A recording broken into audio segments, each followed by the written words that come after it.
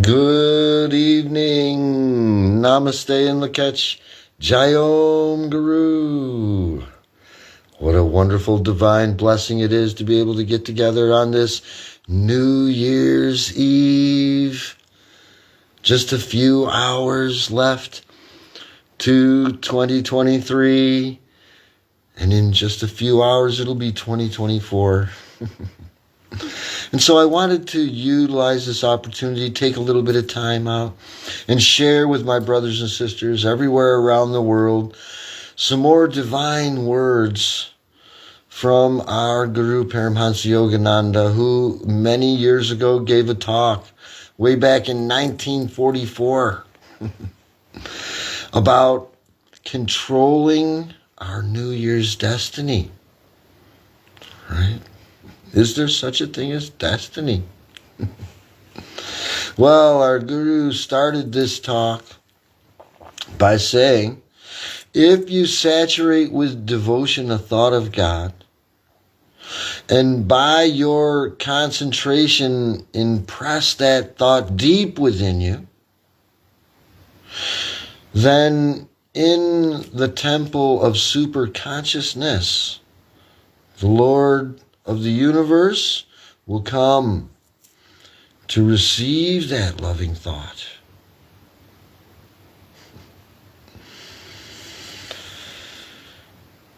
Our Guru Paramahansa Yogananda guides us to ask God to help us fulfill all the good thoughts and resolutions that we're making now for this new year. Let's resolve that we're going to do just what we think we should do, and that under no circumstances are we going to be cowed into doing otherwise by our old bad habits. Our Guru tells us that there was a great lesson for him in his book when he was writing it, The Autobiography of a Yogi. He said that he used to write without ever reading over the manuscript. He said it was a task that he was always trying to avoid. But he said that he had to go over and over every bit of his autobiography. He said that the Lord had disciplined him, right? But in a noble way, right?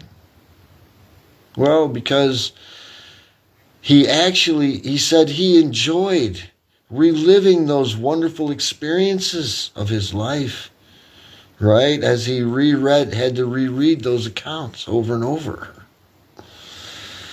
He enjoyed it, right? And Guru said that he's ventured many projects in his life.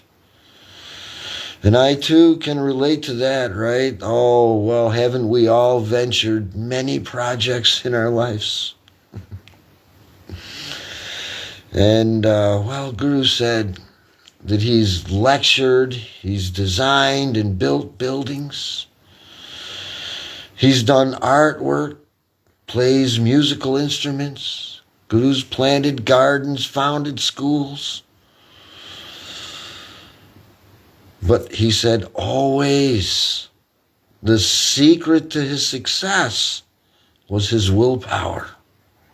Right? He said that he can truthfully say that destiny is what you make of it. Brothers and sisters, our Guru guides us to analyze ourselves, right? What happened to our good intentions and noble ambitions of the past year?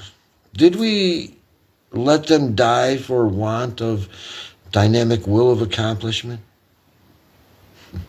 Brothers and sisters, let's make a strong determination to avoid repetition of old errors in this new year. Let's plan our time, and let's resolve that we are not going to be an automation run by the world right? Run by our old habits, right? That's not the way to true happiness. Our Guru tells us that we must change. And what Guru means by that is he means we must be able to change, right? He says vague desire to improve is not enough, right? Guru tells us that we have made ourselves what we are now, and that we can become whatever we want to be. But we'll have to use willpower to do it, right? More confining than stone walls are the prison bars of habits, right? And we carry this invisible prison with us wherever we go. But we can be free, right? Let's determine now to break out of the jail of habits and race our way to freedom. How frightful life is that from the age of 3, we are limited by habits, bound by habits. And our Guru tells us that as soon as he realized he was caged in by habits, he broke through all the bars. He said he would not permit himself to be bound by habits that made him say, oh, I can't do that. Or I have to do that. Or don't do that to me, it makes me nervous. Or perhaps even, oh, I can't stand the cold. Right? So on. Like this kind of, right? These kinds of things. Right? And why are these habits so strong from early childhood? Well, our Guru explains to us that that's because they've been carried over from previous life experiences.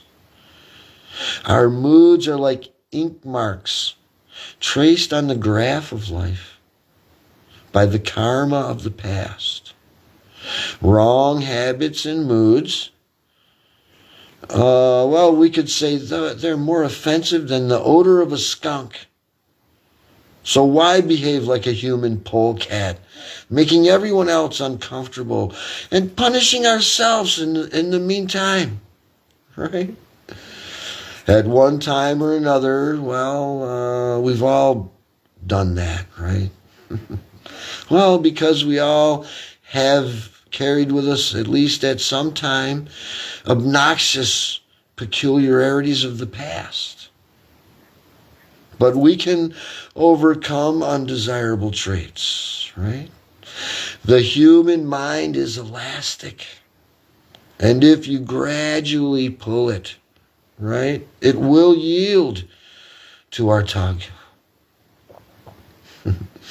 And our Guru reminds us, right, that we often don't even try, though, right? God has given us more than enough power to overcome all the trials and shortcomings of our lives. Saint Francis, though ill and sightless, he could heal the sick and raise the dead. Though he was outwardly blind, inwardly he beheld the great light of the universe. Right? God puts God's true children such as Saint Francis through greater tests than God gives the ordinary person. But no one passes through the gates of freedom until they have passed all of God's tests, right? Until they've learned to live like a true child of God, right? And why should we think of ourselves as weak mortals? You, me, each one of us, all of us are children of God. There's nothing to acquire here. We don't have to acquire it. All we have to do is to know it. Just realize it. realize this self. That's why we call it self-realization. So trying to be a millionaire in this incarnation, well, that's a lot more difficult, right? Than just to be a true child of God, right? Really, right? It's so hard to become that millionaire or billionaire, right? It's much easier to just be a child of God. This earthly environment is so limited. And many people leave this earth without having become what they wanted to be. But to know God is possible in this one lifetime. Why? Well, because you don't have to acquire God. You see, brothers and sisters, God is already ours. We already have God. You see, if everyone were to pray day and night, well, to become very rich, like a billionaire, well, all of their prayers couldn't be answered because earth is not a place where everyone can be a billionaire, right? But everyone can be rich in spirit because God has given everyone equal powers to become like God. When you claim your divinity, everything belongs to you then. A billionaire, well, they could lose their wealth, right? Or they could lose their health, right? But as Christ Yahshua can create wealth or health, anything he wants, that's how we want to be, right? So, brothers and sisters, don't long to be rich or healthy like someone else. Let's have only one desire, and that is to be like God, right? Christ never claimed that he was the only Son of God. You see, the Creator loves you, me, each one of us just as much as God loved and loves Christ Yahshua. And God won't deny you anything if, like Christ, you establish your true status with your Creator. And meditation is the way to reclaim our lost divinity, right? Habits are just grafts on our real nature, right? And what is our real nature? Our real nature is ever free spirit, right? Our Guru tells us that in his childhood he used to get very angry. He said, but when he made up his mind not to,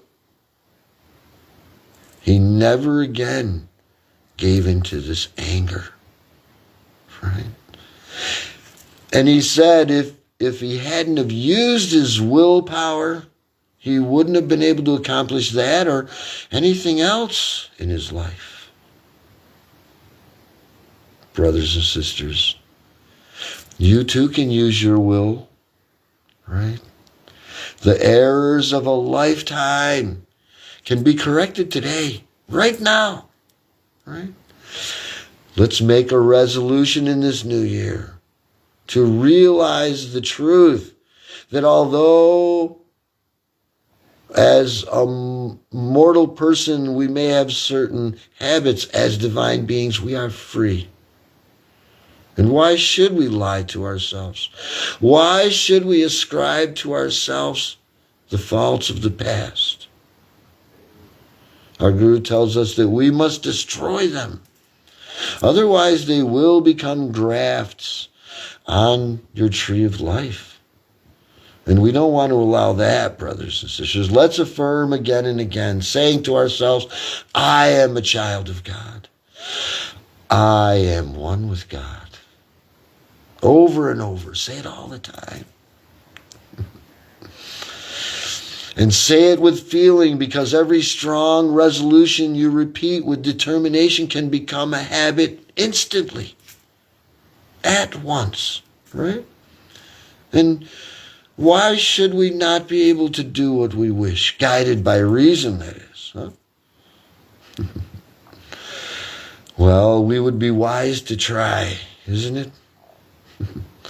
Away with our faults, this idea of faults, worrying about faults all the time. Review your actions of the past year. See what troublesome habits you may have had or displayed, yes? Perhaps you fought with people. Perhaps you ate too much. Maybe you were unreasonably jealous. We can make up our mind today and know that we are never, ever going to do those things again. Just say to yourself, our Guru Paramahansa Yogananda Ji, he said he had an aversion to editing, but he became an editor. And if he could make himself an editor, I can do this. Brothers and sisters, why couldn't you do it? Everything that I've tried to do with willpower has worked. And I hope that gives you hope that if you make up your mind, you too will succeed. God has given you, each one of us, the power to blow up our troubles, to destroy those troubles completely. Listen to these beautiful words, brothers and sisters, and maybe even repeat them to yourself whenever you have a challenge before you. You can simply say, beware, O ye mountains of troubles, stand not in my way. Your ribs will be tattered and shattered today. Powerful words, yes? Well, those words are words from a song by a great Swami, Swami Ramtirtha. He wrote many beautiful songs, powerful songs. In another part of that, he's saying, I hitched to my chariot the fates and the gods. You see, brothers and sisters, the Romans used to tie prisoners to chariots and drag them on the ground, a terrible practice indeed. Yet, in it is a lesson for us. Huh? Well, because isn't it that we tend to allow our habits to treat us like that, isn't it? Dragging us. Well, we should make habits our prisoners rather than our captors. Hitching them, our habits, right, to the chariot of our will.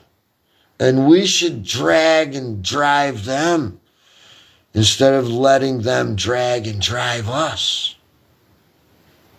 And be fully empowered empaths. You see, to do what we know we should do, not just what we whimsically want to do, right? That's what real freedom is.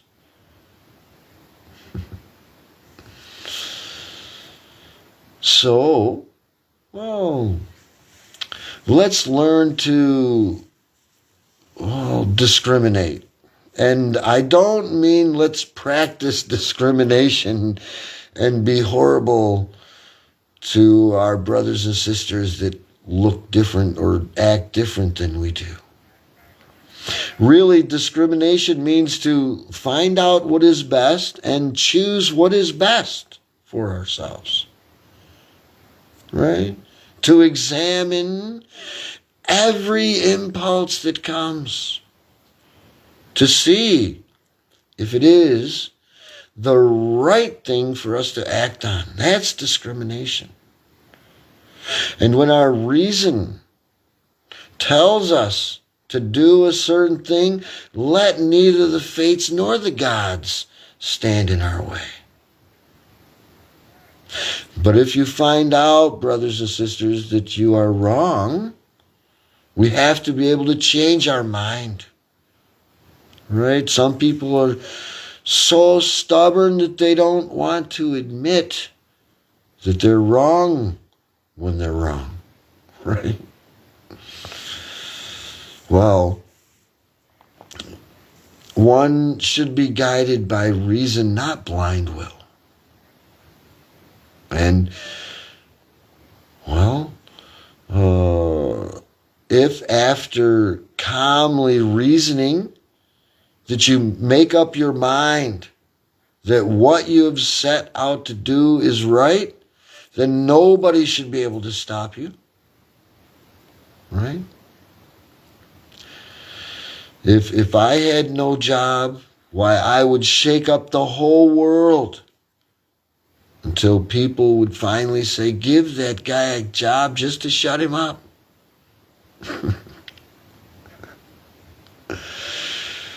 And I'm not saying these things out of pride, right? Just saying them so that you can learn from my experiences. Work of any kind, if done in the right spirit, gives you victory over the self. You know, maybe you might be a bathroom cleaner, but if you're doing it with the thought of serving and helping people, then you're showing the right spirit and attitude of a child of God, right? A person of God.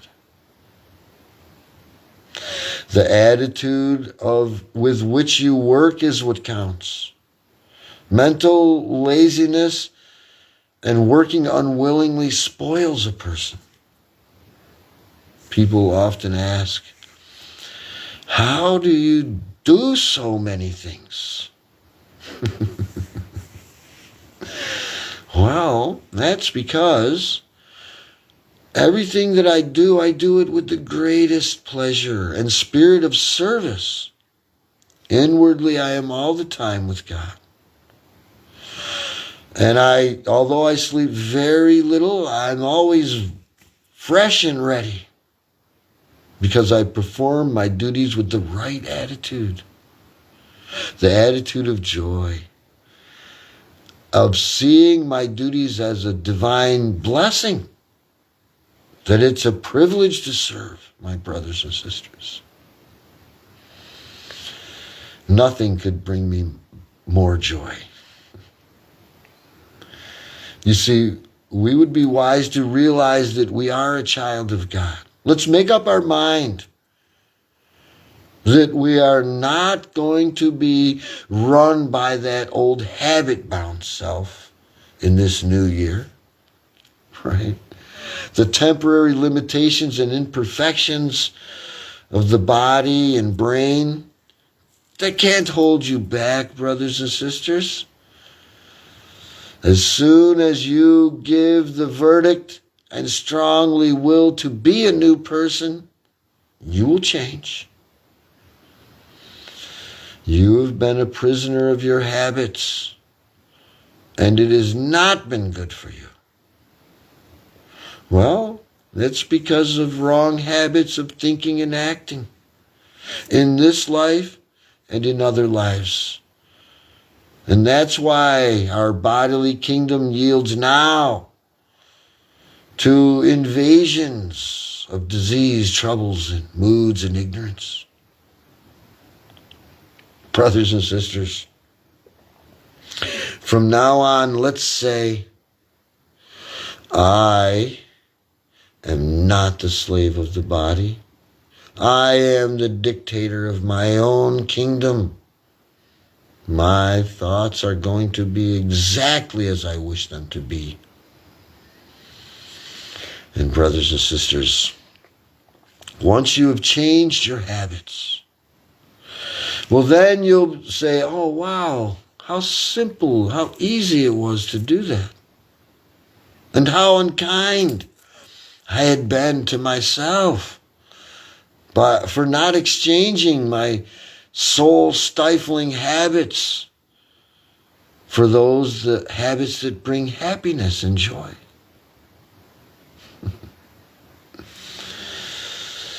Habit-bound people can best be described as what our Guru calls psychological antiques.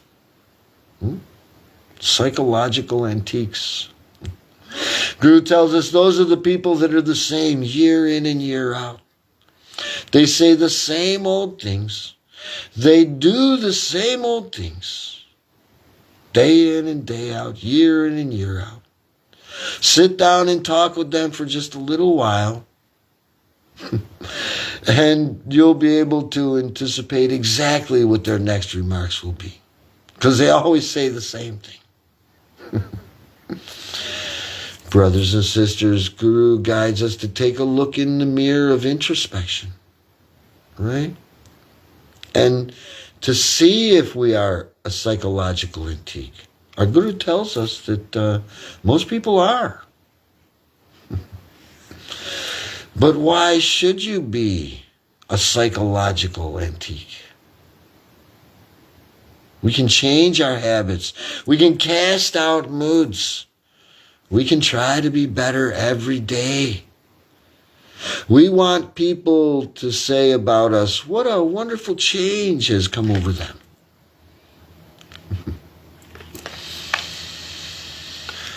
The person of self-realization has achieved mastery over the old habit-dulled self, and recognizing such mastery in Christ Yeshua, those officers who had been sent by the Pharisees to arrest him actually came away marveling instead at his assurance.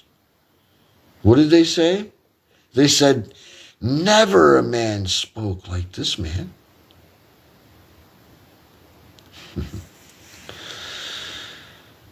Brothers and sisters, a master's nature is infinite. Right? It cannot be contained in the narrow confines of human conceptions. And brothers and sisters, when I say master here, here at our Awakening Consciousness Fellowship, when we're talking about a master, we're not talking about someone who rules over another. We're talking about someone who has mastered something. Say a master pianist, right? A mastered musician, someone who's mastered music, right? Well, our master is a master spiritualist who's mastered this spirituality. And that's why we follow his guidance and teachings and call him master. We're not his slaves. He wouldn't have it that way. So our Guru tells us, and he says, every time that he thought that he had succeeded in categorizing his Guru, Swami Sri Yukteswarji, he said that he found his Guru to be different, greater even, right? And even non-classifiable. Right? Can't fit him in a box. Brothers and sisters, there's going to come a time, sometime we're going to have to break the attachment to this mortal body and get back to God, back to our source. There is no alternative. You, me, each one of us, all of us, we're all prodigal children here on earth. And our infinite nature must be rediscovered for us to be happy, right? We will never be happy so long as we remain habit-mired in ignorance of our eternal soul nature. Doesn't matter who you are. Right? The only way that one can find lasting joy is to go back to the source, back to God, back to our great and wondrous Creator, that divine joy. And brothers and sisters, you don't have to leave Earth's shores or put on wings to do that, you know. Rather, we would be wise to learn to be happy here now under all conditions, in all circumstances, right? And to also include others' happiness in our own joy. That's real lasting happiness. Let's go out of our way to make others happy in this new year. You see, well, yeah, sure, we can't please everybody, naturally. But to those souls who cross our path, we can give them kindness and love, isn't it though? Yes? There is no more liberating action than to sincerely give people kindness in return for unkindness. Let's be like a flower that gives fragrance even when crushed, right? That's when they smell the best. And remember, the Gita teaches us that those that are free from hatred toward all creatures and are friendly and kind to all, why, those are dear to God, right? That's what God says in the Bhagavad Gita. Let me see, I believe it's, I think that's, I think that's chapter 12, maybe 13 and 14, around there. If you want to look it up for the exact quote.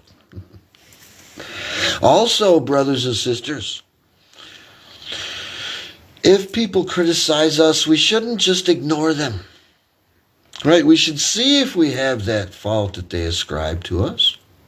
And if we do, we should silently, in what our Guru calls stoic dignity, correct our error.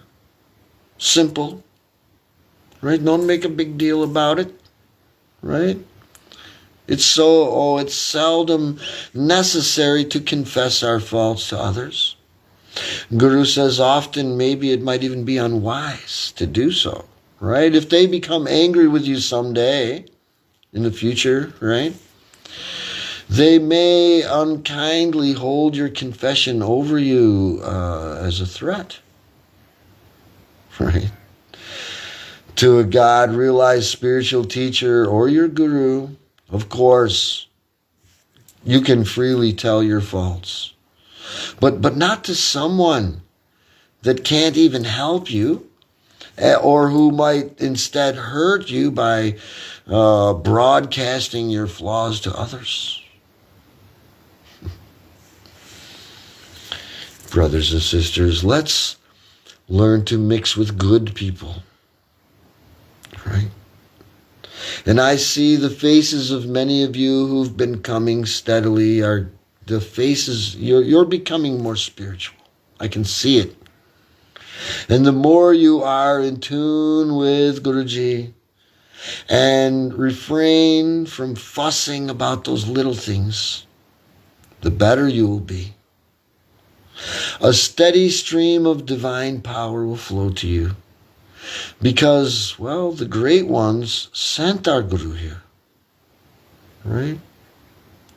And our Guru told us that when he's gone, we'll realize this truth with greater impact, he said. And I'm quoting Guru when I say this. He said, I am here only to deliver their message. And when Guru said that, he means the message of the masters, right? The great ones. Little by little, a spiritual change will come to the followers of this sacred path. And their influence will spread all over the world. It's spreading as we speak.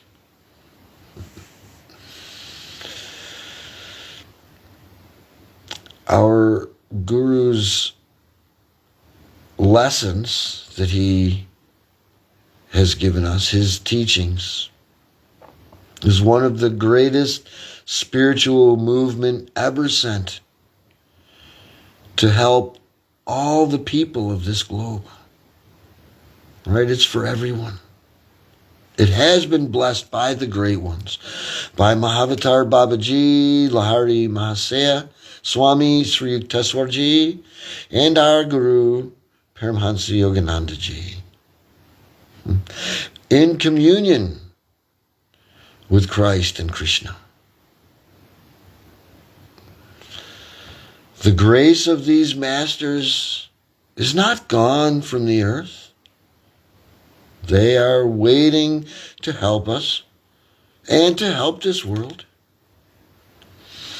But they can only work through the free choice of people, through us, right? You know, it seems like the world's gone crazy with hatred and war. But Christ's way of unconditional love, that is the solution to this world's problems. And we can make this world proof against war. Well, by following Christ's teachings and living those teachings in our life, just like Christ meant us to do. Our Guru said during this talk, he said on his last all-day meditation that Christ came to him several times, first as a little child, then as a grown man, and finally as he looked just before his crucifixion. Our Guru said that, well, he had been thinking that he would have to meditate for a really long time before Christ would come to him like that. And he said Christ surprised him. And God was showing our Guru through this experience that no further effort is needed once you have convinced God that you want God more than all the gifts of the world. Then God takes away the screen of mystery, the screen of delusion or Maya, and comes to you as Christ or Krishna or Babaji or, well, any incarnation in whose form you desire to see God. So, brothers and sisters, let's make up our mind that in this new year, we are going to be more Christ-like in all of our daily behaviors, more like Christ Yahshua. And our Guru tells us that we must make the effort now, that we must meditate more, right?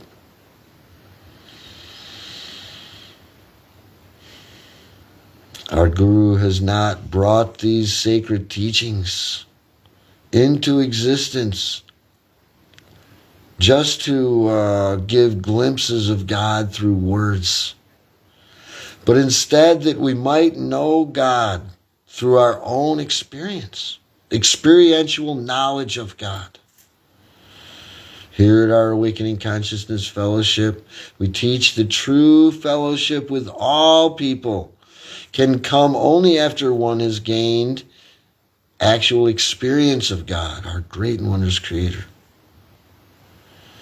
And if you contact God within yourself, well, then you'll know that God is in everyone and that God has become the children of all races. Then you can't be an enemy to anyone.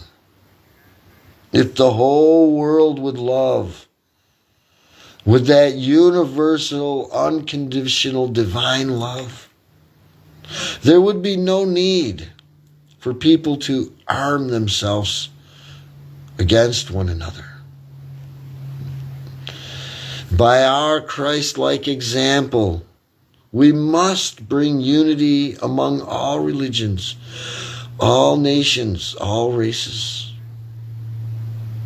We must train ourselves to plain living and high thinking. That's our Guru's guidance.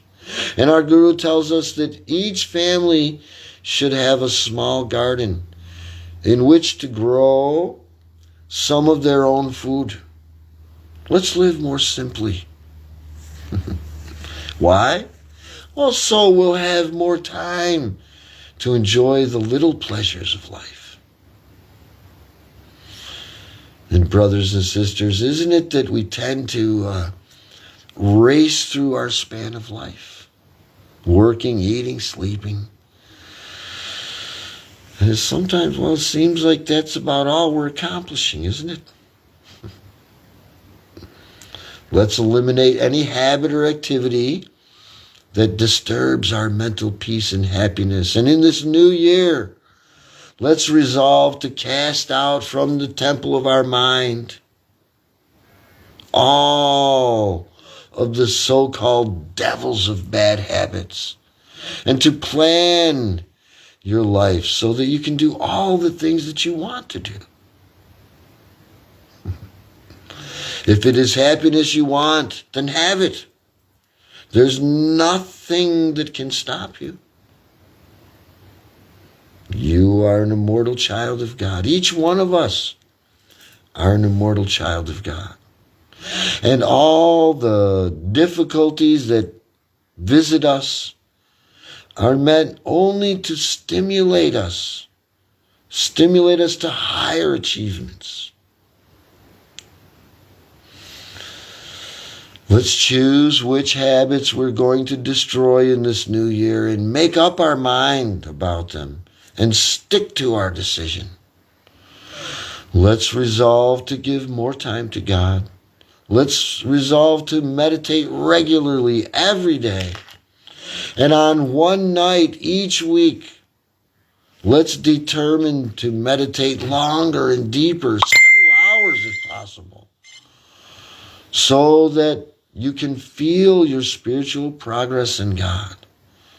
Let's resolve that we're going to practice our Kriya Yoga regularly and that we are going to control our appetites and emotions. Brothers and sisters, be a master. Make up your mind strongly now. Think of the good resolutions you've made in the past. Right? That you were not going to be dictated to by your old habits and thoughts. But have you kept those?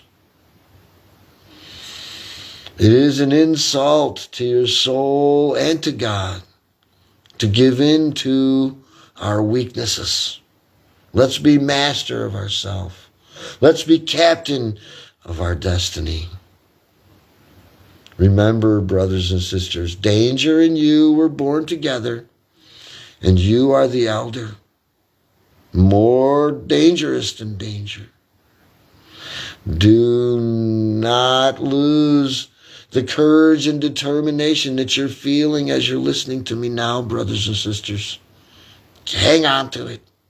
Remember it in those times of challenge. Guru has a prayer to guide us with. He says, Heavenly Creator, give us the strength to carry out all our good resolutions in this new year. May we always please you, Lord, through our actions. Our spirits are willing. Help us to materialize all of our worthy wishes in this new year. We will reason, we will, and we will act. But Lord, Guide thou our reason, will, and activities to the right things that we should do in everything, only to glorify you, God, our great and wondrous Creator. Thank you, God. We love you. Om. Peace. Amen.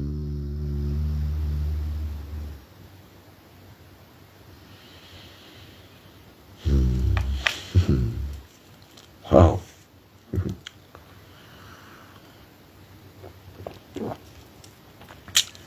Some pretty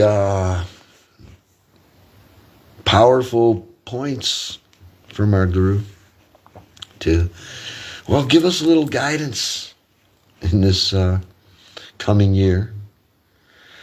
And, well, I see we've gotten some messages here, and I will get back to everyone. I can't really see the messages on Facebook Live. But, well, I sure am glad that we were able to get together, and I certainly do hope that our Guru's words were helpful to someone out there, somewhere. That's my goal here. That's why I like to share our Guru's teachings, our Guru's words with everyone, because I know that's going to help you. If we live these teachings from our Guru Paramahansa Yogananda, our life has to become perfect in every way. There's no way around it. So I thank you, my brothers and sisters, for joining in with me for this talk. A little bit lengthy, but let's wrap up now together with love and peace for each other all around the world, wherever we may happen to be. God bless us all. Namaste and Lakach Jai Om Guru, and Happy New Year to everyone everywhere. Bye now. See you next time.